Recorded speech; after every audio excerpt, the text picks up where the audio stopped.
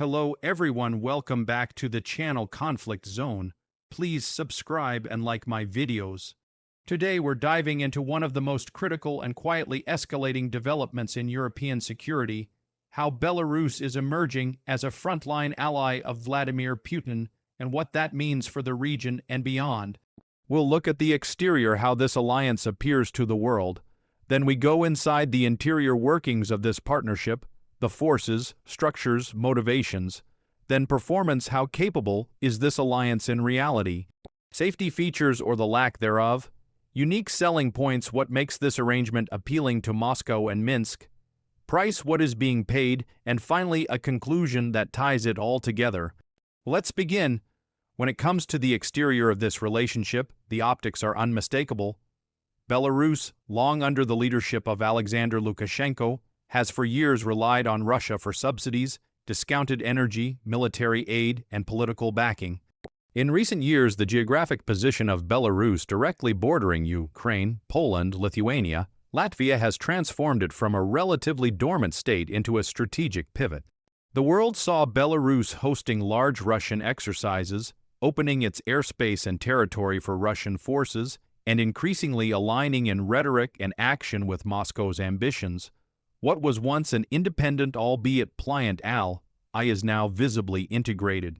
This exterior view presents Belarus as a forward operating base for Russian power, a staging ground. The rhetoric of shared security, of joint defense, and union state have all become part of the public face. On this front, the message is clear. Belarus isn't just a neighbor or partner, it is becoming a co-actor in Russia's strategic competition with the West. Now we turn to the interior. This is the heart of the matter, and we'll go deep. Inside the corridors of power in Minsk, inside the command posts, inside the logistics chains, we see the engine of this alliance being built. Belarusian military institutions have undergone changes, greater integration with Russian command structures, shared drills, joint deployments, and a shifting doctrine that is more aggressive and externally oriented. Reports show that Belarus has moved away from purely defensive stances to actively participating in joint war.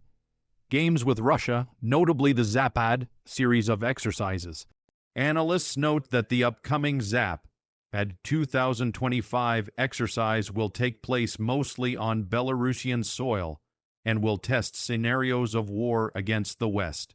Inside those preparations, Belarus is hosting Russian units, sharing infrastructure, receiving Russian logistics, and arguably ceding elements of its military sovereignty. A key interior dimension is that Belarusian forces appear to be subordinated, at least operationally, to Russian strategic objectives. Inside the state, you will also find the shifting of nuclear weapons doctrine. Belarus, for the first time, has outlined doctrine allowing for use of nuclear weapons or hosting of such systems on its territory under a framework of allied obligations. On the political interior, the Lukashenko regime is more dependent than ever on Moscow for financial and military support, which gives Russia leverage. Inside the security institutions, you see Belarusian military officers increasingly cooperating with Russian command and possibly integrating their air force, missile forces, and infrastructure with Russia's Western military district. That means from the interior vantage, the decision making, the chain of command, the forces and structure, Belarus is gradually shifting from being a sovereign actor to a component of a larger Russian war machine. Internally, the cost is high. Belarus's economy is strained, the political opposition suppressed, the burden of militarization rising, infrastructure diverted. The interior thus shows both the ambition and the vulnerability of this alliance. Ambition in the sense of a new strategic role, vulnerability in the form of dependence, erosion of national autonomy, and the risks of having one's territory used as a frontline. Turning now to performance, how well does this alliance function militarily and strategically? On the surface, the performance appears formidable. Belarus's territory gives Russia direct Western approaches. Its infrastructure allows Russian forces to stage, deploy, supply, and conduct joint exercises. The performance features include the fast mobilization potential, air and missile launch facilities, shared logistics, and the ability to host Russian tactical nuclear weapons.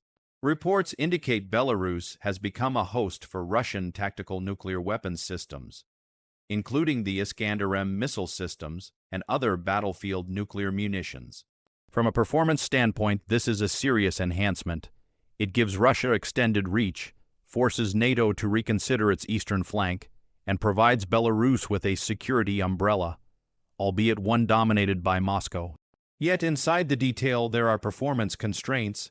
Belarusian forces are not necessarily top-tier in training or equipment relative to Russia or NATO. The integration is still evolving. There remains the question of command autonomy and interoperability. Analysts note that Belarusian professional forces and systems may be lagging, and that the true war fighting performance will depend heavily on Russian support.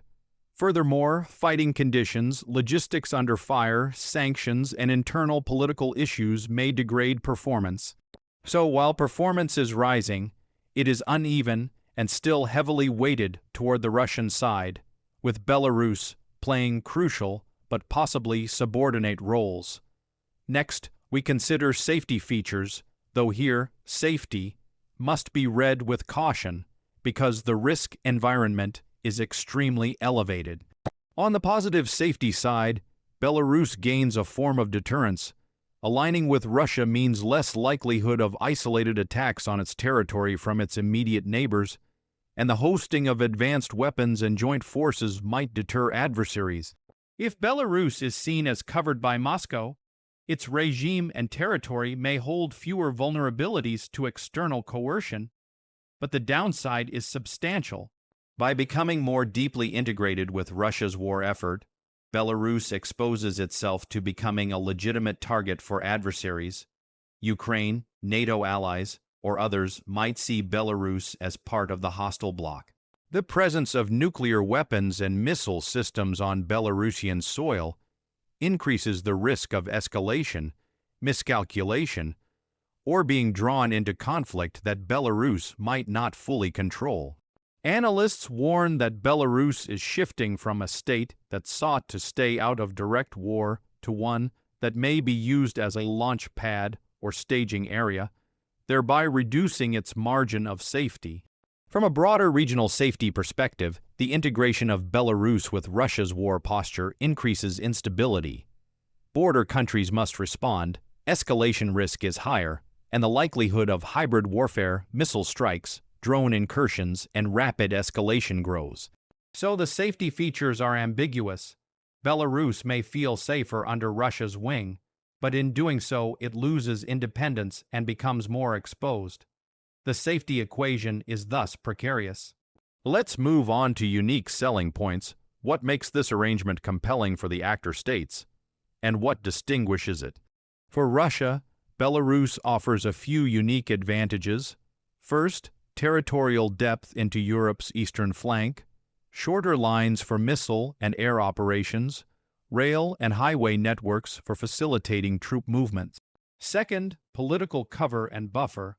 By utilizing Belarusian territory, Russia can extend its reach without overtly extending its own state borders, giving some strategic disguise. Third, the integration of Belarus allows Russia to present a unified front, reduce vulnerabilities on its western flank, and leverage Belarusian resources, manpower, and geography. For Belarus, the unique selling points include access to Russian military capabilities, equipment, support, economic subsidies, and a strong ally to back its regime's security. By aligning with Russia, Belarus's leadership gains guarantees and access it might not otherwise have. Another unique selling point is the ability to remain relevant. Instead of being a peripheral state, Belarus becomes a strategic hub, a key player in the Russia-led bloc. Finally, the political symbolism is strong, the aura of being the front line, ally, the show of strength via joint war games, and the messaging of deterrence against the West or NATO. All of this gives both Moscow and Minsk a narrative advantage. These unique components, territory, capabilities, political leverage, strategic positioning, combine to form a package that is distinct and compelling in the current geopolitical context. Now let's talk about price, both literal and figurative costs. The literal cost to Belarus: higher defense spending, military infrastructure upgrades, hosting foreign troops and weapons, potential sanctions or economic isolation, and the burden of being a war-adjacent state. Economically, relying on Russia also means loss of autonomy, possible exploitation, and a weaker bargaining position. Politically, the cost includes reputation among democratic states, potential internal dissent, and the risk of being drawn into a war not of its own choosing. Strategically, for Russia, the price is the investment in Belarus's infrastructure, the diplomatic risk in Europe, the more exposed western flank, and the possibility that Belarusian involvement drags Russia into unwanted escalations or burdens it with additional responsibilities. On a wider level, for the region, the price is higher instability, arms bill, the increased risk of war spreading, and greater economic and human costs if conflict expands. Additionally, there is a moral and normative price: the erosion of sovereignty, the normalization of using foreign territory for power projection, and the diminishing of international norms around neutrality and independent foreign policy. Indeed, reports show Belarus removed its constitutional language declaring itself a nuclear-free zone as part of the integration with Russia's nuclear posture, so the price is high, multi-dimensional, and may pay off only if the strategic gamble yields concrete benefits, which is uncertain. In conclusion, the alliance between Russia and Belarus, as embodied by Belarus's transformation into what could be described as a strategic launch pad for Moscow, is one of the most consequential shifts in European security in recent years. On the exterior, we see a bold, overt integration. On the interior, we observe deep structural changes. In terms of performance, there are real capabilities, albeit with constraints. Safety is ambiguous, more deterrence but more risk. The unique selling points are strong for both parties, and the price is steep and not fully paid for yet. What happens next will determine whether this becomes a stable pillar of the Russian-led order or a liability that draws both states into deeper conflict.